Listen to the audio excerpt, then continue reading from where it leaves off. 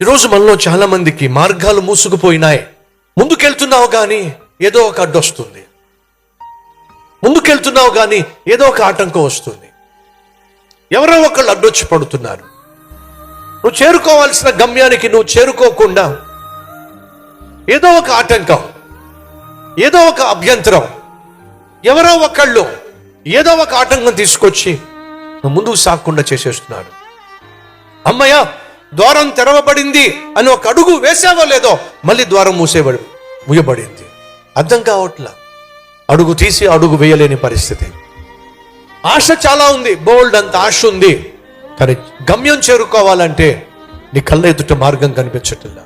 నువ్వు విజయం సాధించాలనుకుంటున్నావు, అనుకున్నది నెరవేర్చుకోవాలనుకుంటున్నావు, ఆశించింది పొందుకోవాలి అనుకుంటున్నావు, ఉన్నత స్థితికి చేరాలి అనుకుంటున్నావు, ఆర్థిక ఇబ్బందుల నుంచి బయటపడాలి అనుకుంటున్నావు, భార్య బిడ్డలను చక్కగా చూసుకోవాలి, వారికి ఏ లోటు లేకుండా చూసుకోవాలి అని ఆశపడుతున్నావు. కానీ నీ వల్ల కావడం లేదు.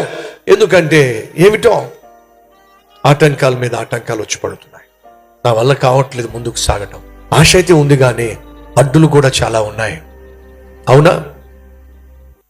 నీ మార్గము సరళం కావాలి అంటే ఒకే ఒక్క మార్గం, అదేమిటంటే నువ్వు దేవుని వైపే చూడాలి.